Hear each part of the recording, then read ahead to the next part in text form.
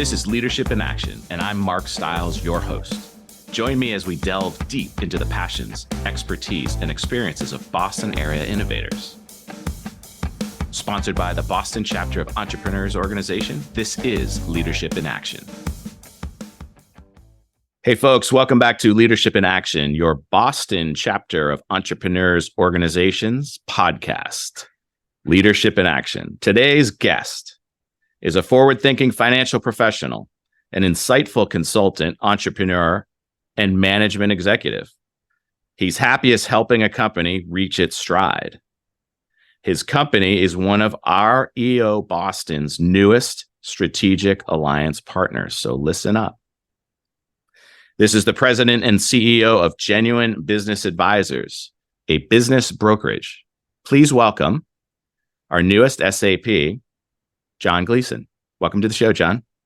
Thank you, Mark, for that wonderful introduction. John, what is the most positive lesson you've learned while running a business? The most positive and powerful lesson I've learned in terms of running a business is how much of an impact we can have on our colleagues and team members, within our company.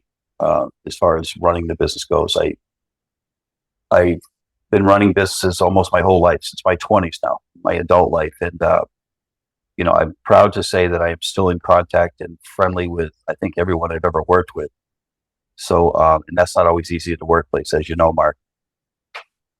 Oh, no, that's not easy at all. So you run businesses with a very personal touch, then, with your employees, contributors. What do you refer to them as? We refer to our colleagues as teammates, team members. Yeah. And, I coached sports for 11 years, long enough. Coached several sports, really enjoyed it. And, played a little bit of sports in, high school, American Legion, that type of thing. But we really have learned in today's workplace that we have to be teammates. We have to support each other. We work in a flexible environment too for Genuine Business Advisors. So that means that we're oftentimes not in the same office. We're in different locations. So we have to support each other in many different ways. But over the years of running different businesses, I've learned that most important thing you can do is to acknowledge folks, both when they're doing something wrong and when they're doing something right, but also to try to treat them as members of a team. That has not gone wrong for me. It does work for us. So let's talk about the team. So the team atmosphere, as you are leading that team, how do you develop that culture? Like, what are you doing to create that chemistry that teams talk about? So one of the things we do is we acknowledge right off the bat that we are not all going to be expert at all things, and that we are going to have different strengths and weaknesses. So we will have team huddles where we will talk about, I'll make up a name, talk about Nick. Say, Nick's, really disappointed us on this project. Let's speak with Nick in regards to what's going on. But the first thing we'll do is acknowledge what he's done right. Nick, I think you're doing a fantastic job in terms of the database, in terms of, XYZ. But in terms of your client-facing work, that leaves something to be desired. And we try to do it in a warm way. We're trying to emulate, Bill. Bill's another person that's on the team and so forth. And I personally don't believe in a lot of meetings. We do a weekly managers meeting at my company, but we touch base all the time, right? So we don't do water cooler meetings every single day, but we touch base with different people and just try to acknowledge what's going right, what's going wrong. And I personally think that time is really important too, and speed. So, for example, at our company, we believe in the speed theorem that's put out by a gentleman named Jay Baer. His last name is Baer, and he's a New York Times bestseller. And he has written books about, it's not always the company that gets back with the most complete answer or the most superfluous writing or anything. Oftentimes, it's the company that gets back to the prospect the fastest, the most appropriate way. So we believe in speed mixed with efficiency and completeness. So that ties into the team, because we want our team members to understand that no, it's not okay to reply 3 days later after an email. No, we're trying to reply same day or next day, and that's in whatever we do. Sure. Let's talk about the genuine business advisors then. So Sure. when you're talking with companies that are getting ready to sell their business, yep, how does that conversation open, and how much conversation do you have around the culture of the company? We do have a conversation around the culture of the company. Oftentimes, that's a really, really good point, Mark. Yesterday, I met with a couple who is contemplating selling a construction / septic service business in New England. They've had it for 30 years. They've never sold a business before. So in that particular instance, really the first hour and a half, we were really talking about the process and how it works and what their expectations might be and how we will handle it in a discreet manner and what papering the deal means and how to properly market the company, how to write a confidential information memorandum, what is the couple's responsibilities, or what should they be interested in besides just, best price? And there's a lot of detail to it. So to your point, we're talking more about them the first meeting. In the second and third meetings, we have another one scheduled. The second meeting, we're going to talk a little bit more about what makes us different from another entity that they're talking to, which happens to be a law firm, which doesn't professionally sell businesses. But that's a great question, Mark. Really depends on where we are in the process. How many of the people who you find aren't aware that they actually have a saleable asset, and that the option is, well, we're just going to retire and close the doors? That does happen, especially with the smaller businesses. And the couple that I met with yesterday was really amazed when I told them there are literally hundreds of potential buyers for their business. They'd never thought of it. They'd never contemplated that. Probably because they've been working, hard head down for years and years, for 30 years. But that happens quite often, Mark. Folks don't realize that there's a market of buyers out there that are constantly looking for good deals or strategic tuck-ins or bolt-ons or what have you, depending on the business. Or it could be an entrepreneur that is just ready for his next challenge, or someone who just got out of 25 years of Procter & Gamble and has their retirement in hand, but has a lot of gas left in the tank and they want to do something else. So what do you say to that business owner who's out there, who's kind of aging through it, kind of burning out, and saying, well, who are my buyers? Maybe one of the employees will buy, one of the contributor team members will buy, and then they find you. Like, who is the buyer for a septic construction company, another septic construction company? Yes, Mark. The best buyer for that company is probably a strategic buyer who wants to get into the particular geography where that company is already operating.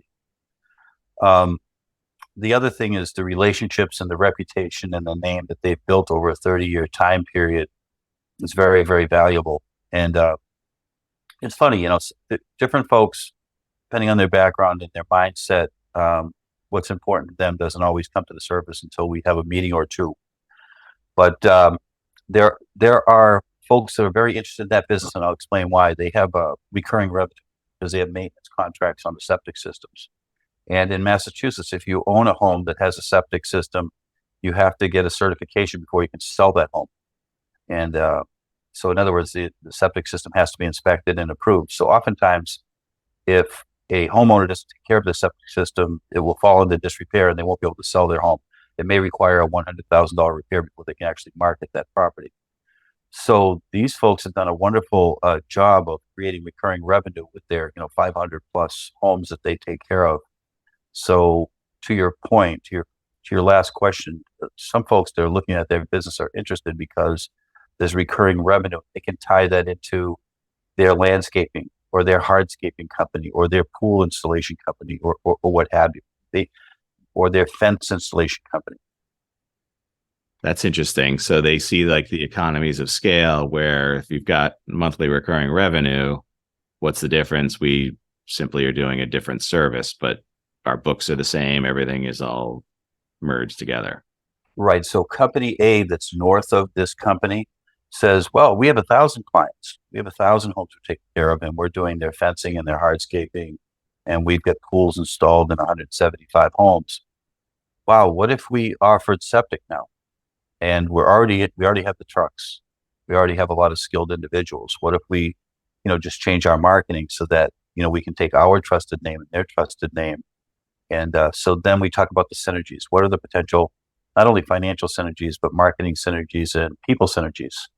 Who is required to stay on if we do merge these two firms, or not required, but who is best apt to stay on?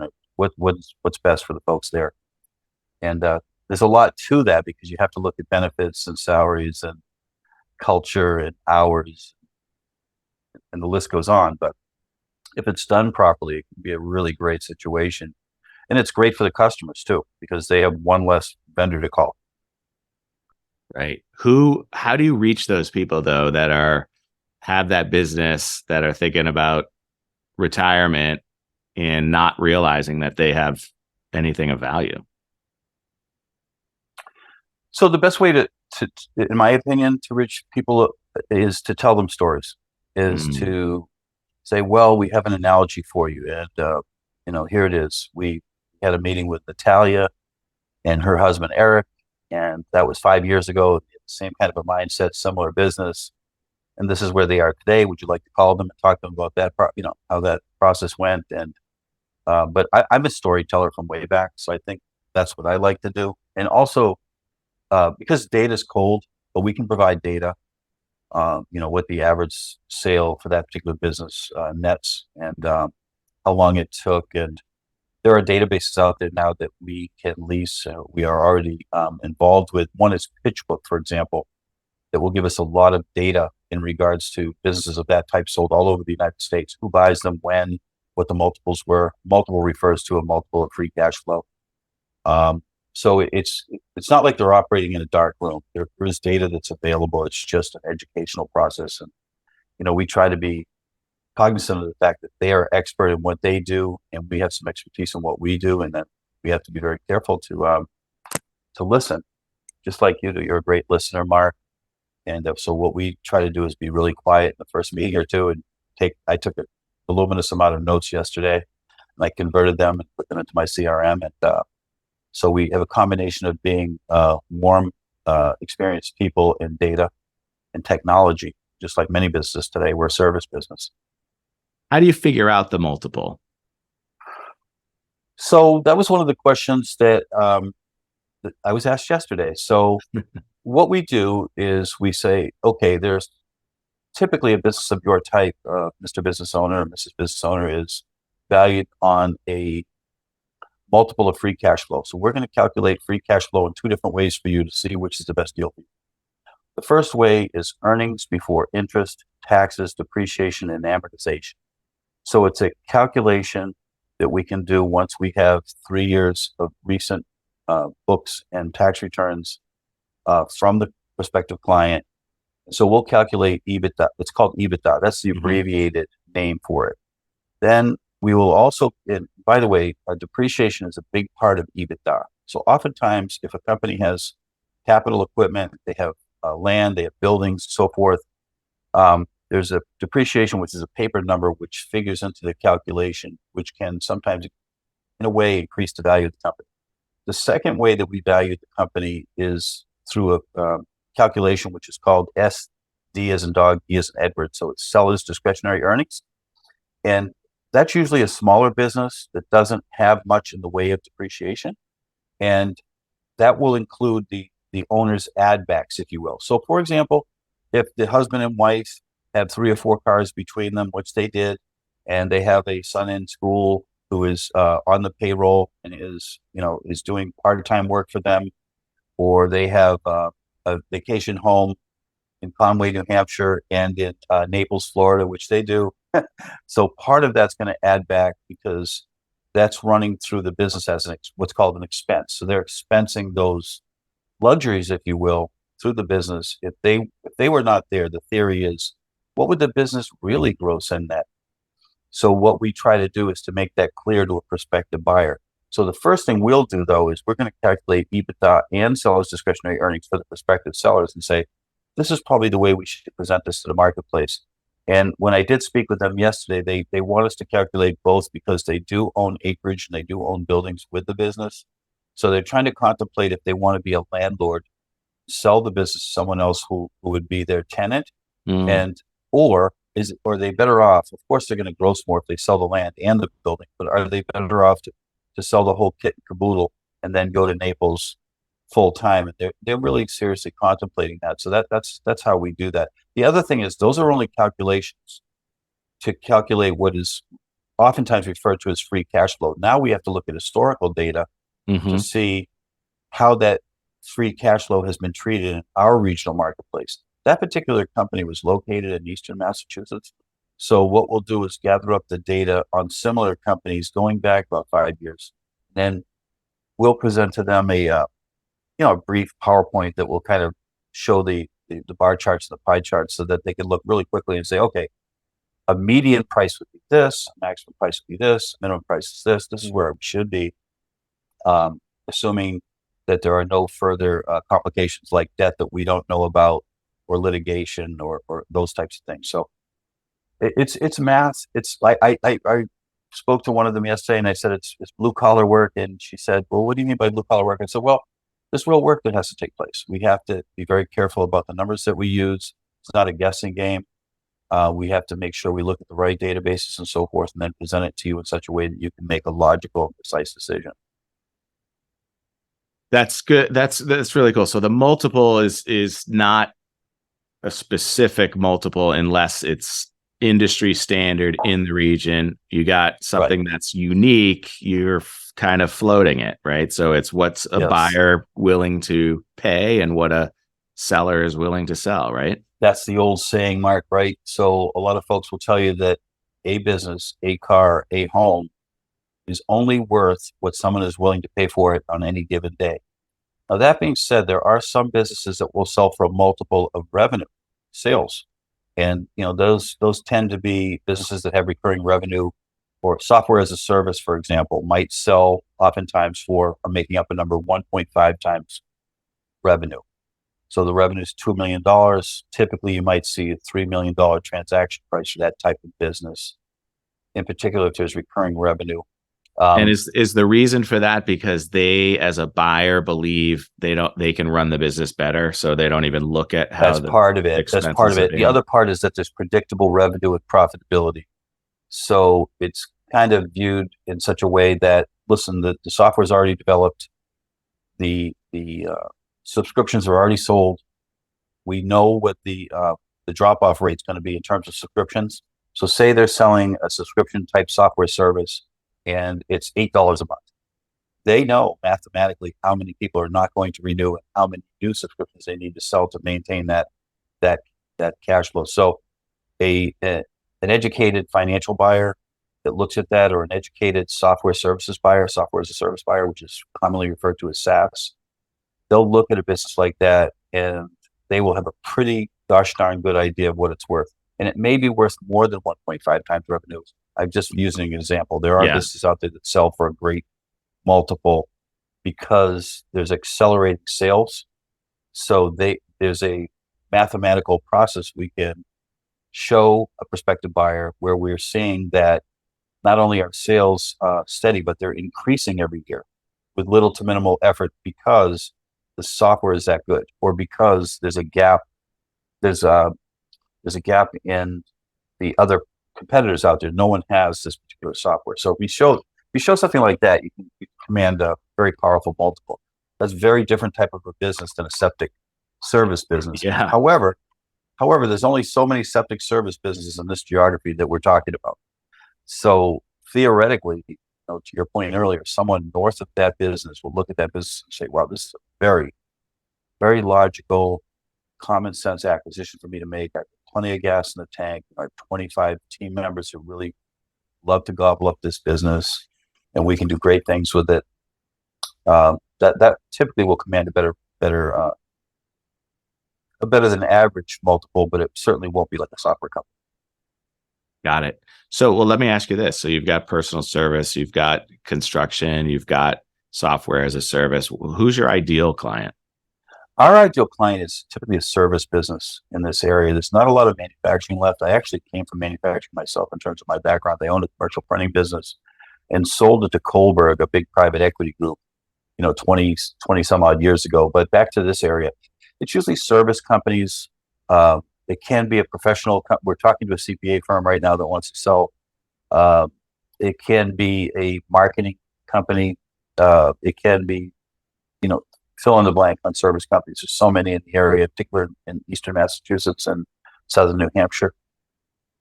We do run into companies that have, and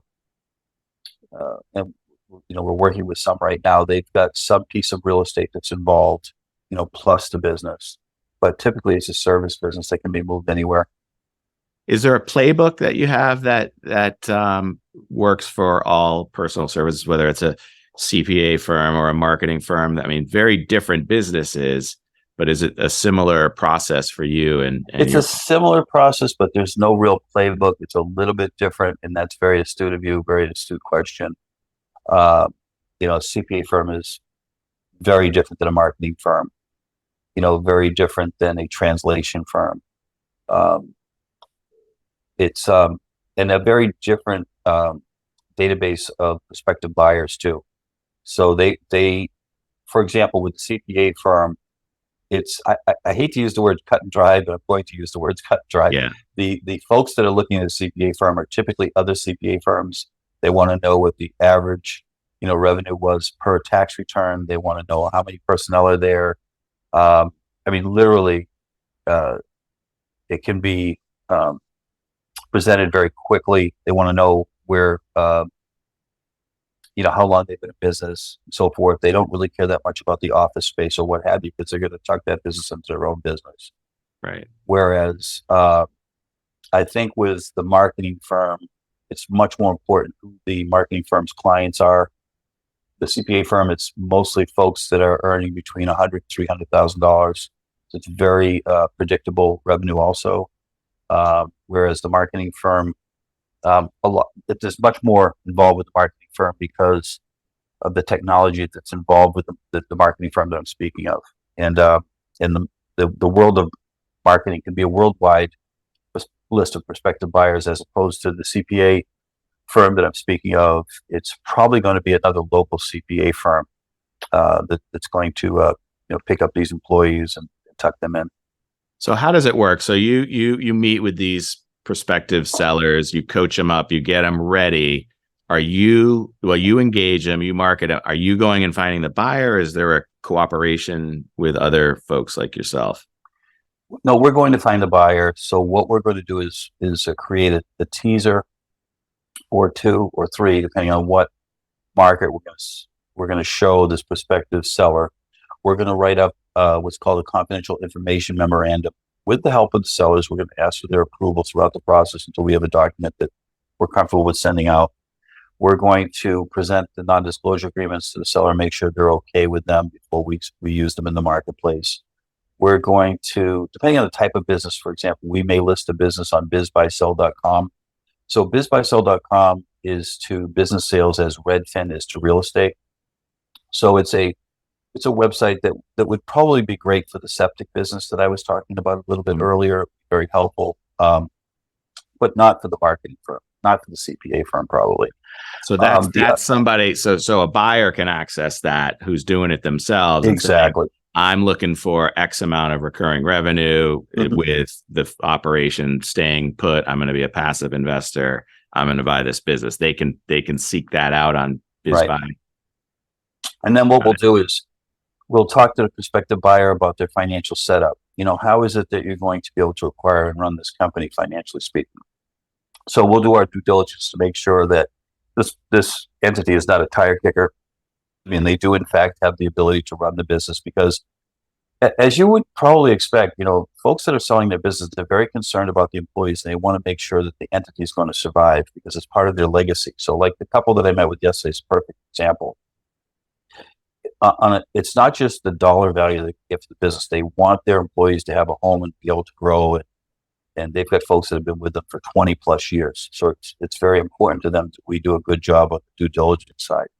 But back to your earlier point too, if we've got an entity that's going to sell and needs national exposure, we are not against networking or co-brokering with another entity that's larger in a particular space.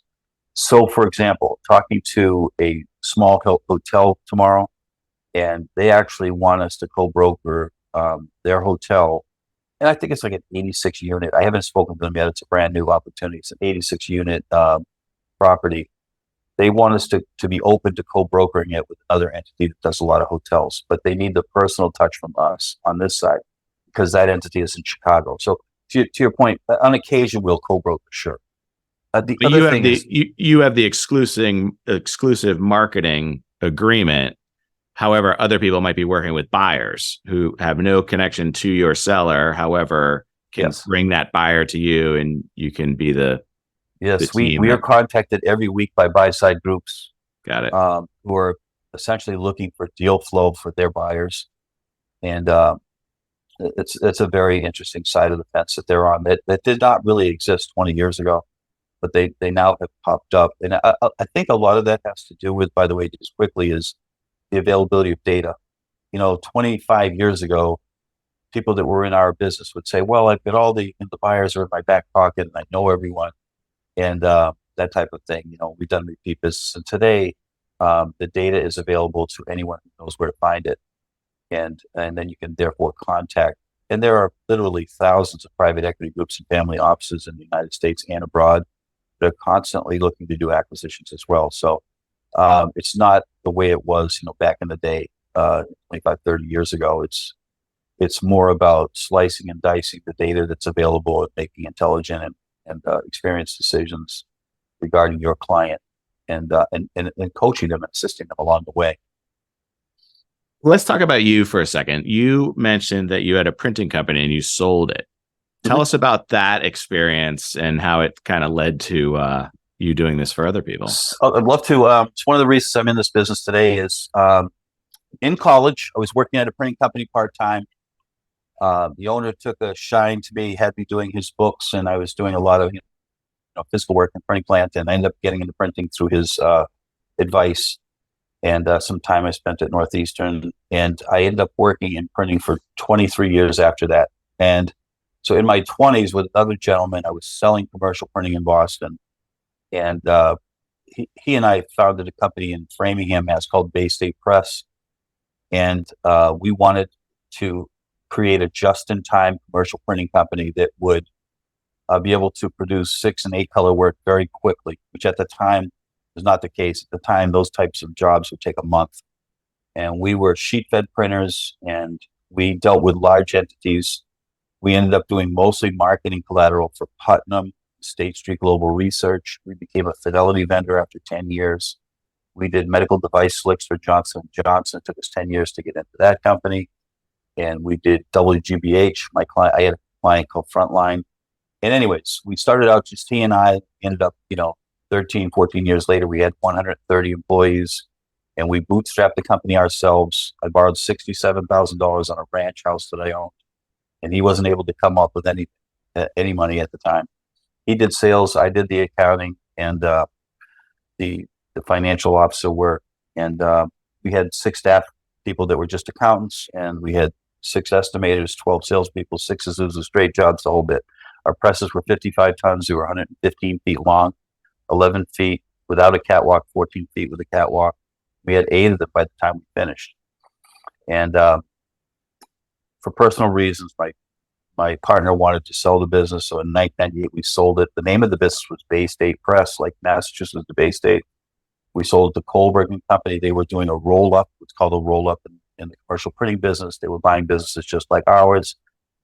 They assigned me to be the president of the Boston division, which was Framingham, and then also to help them go out and do due diligence on operations in other parts of the country that they wanted to acquire. So I did that for 18 months, really enjoyed it. A little bit too much travel, Mark, a little bit too much time in the residence inns of the world, but I think we all need to do that in our corporate lives.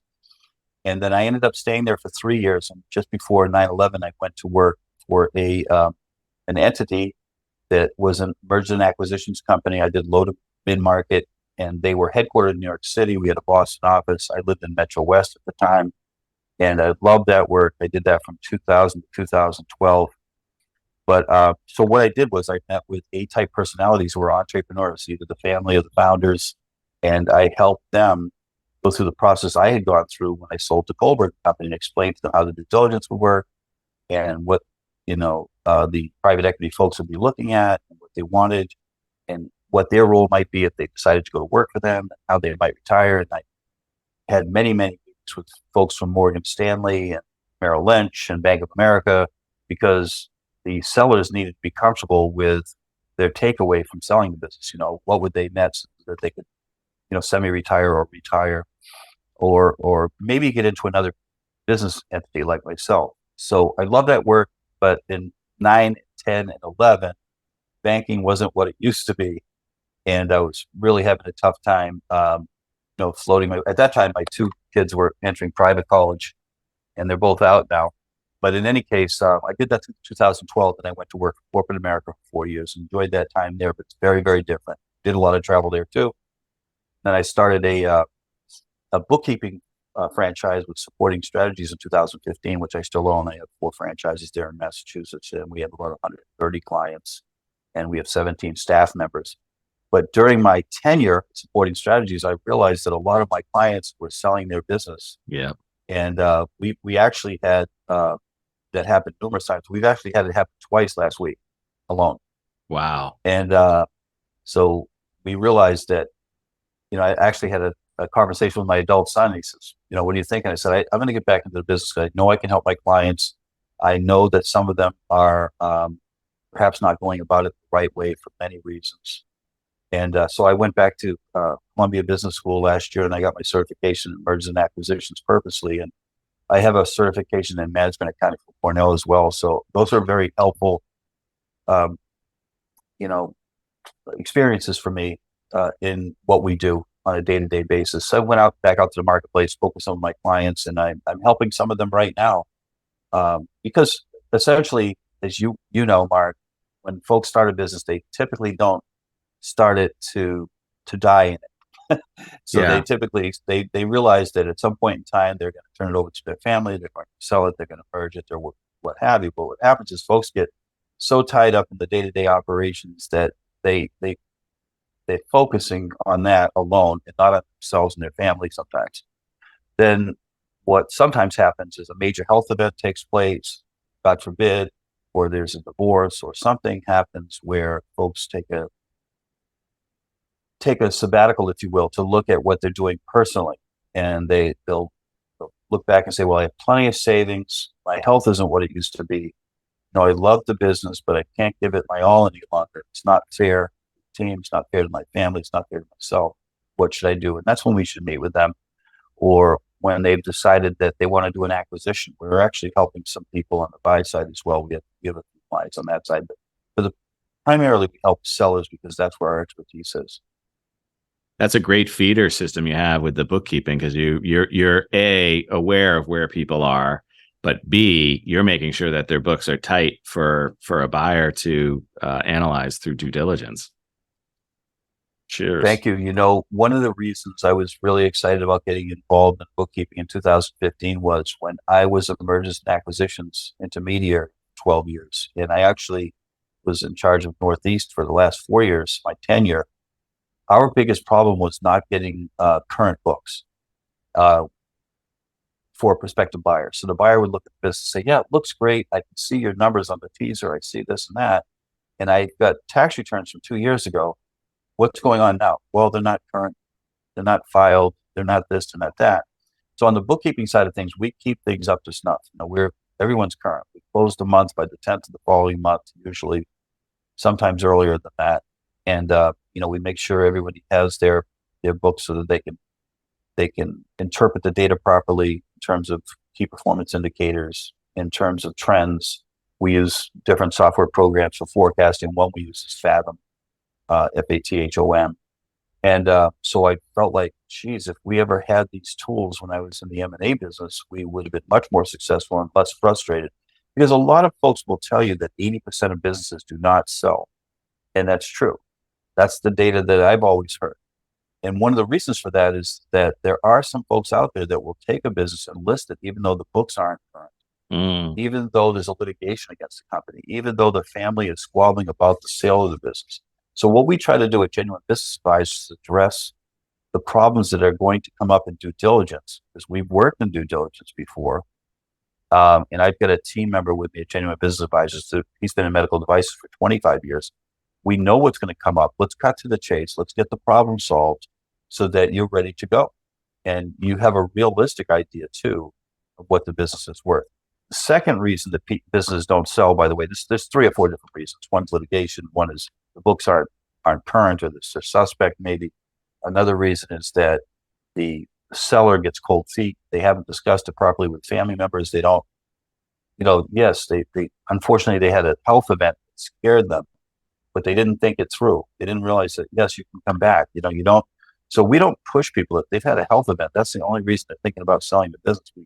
We really ask them, because we don't want to take them aboard as a client and have them be 6 months into the process and then get cold feet. So that's another reason too. Another reason too is financing.